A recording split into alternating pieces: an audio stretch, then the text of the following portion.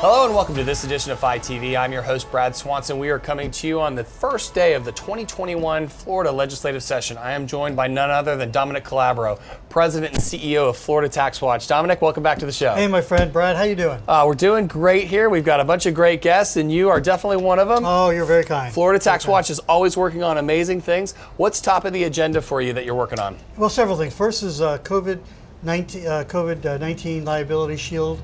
TaxWatch built on the Reset Florida effort and looked at the economic impact of not passing it. So hopefully these numbers, they're independent. They show that if we don't pass it, it's going to cost 356,000 jobs. Wow, that's at a incredible. cost of $28 billion. Yeah. $28 billion with a BBB, billion dollars. As a research institution, what are you encouraging the legislature from a policy perspective to be looking at? It's basically, look, and these folks, this is unusual, happens hopefully no more than once every 100 years.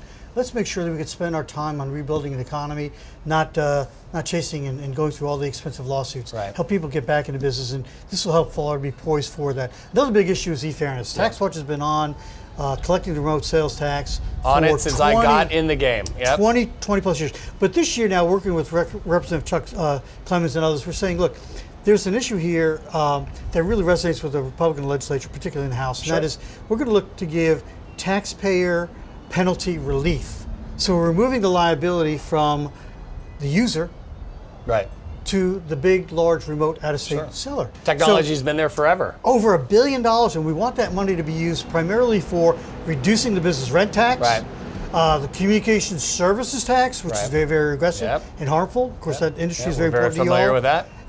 And also there's some other areas of smart investments we can make. Right. But the long and short of the TaxWatch has offered a number of very relevant, timely, and powerful recommendations to help balance the budget and provide tax fairness for Floridians. Always. All right. So one of the major seminal events that happens every year during this legislative session is the State of the Taxpayer Dinner. That's coming up. Tell us what's on deck for that event this year. Well, this year, unfortunately, it's not a dinner and there's no steak or grouper. Right. So it's going to be a virtual event from 1 to 5 this Friday.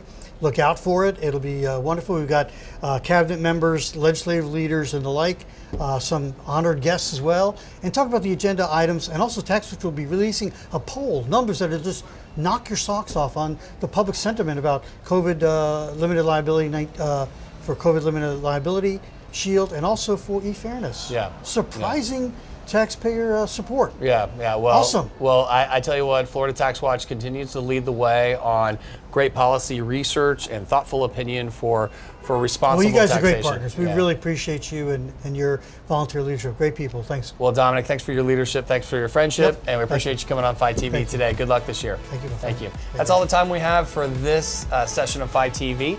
For more great interviews like this one, make sure you hit us up on our social media feed. And for now, thanks for tuning in.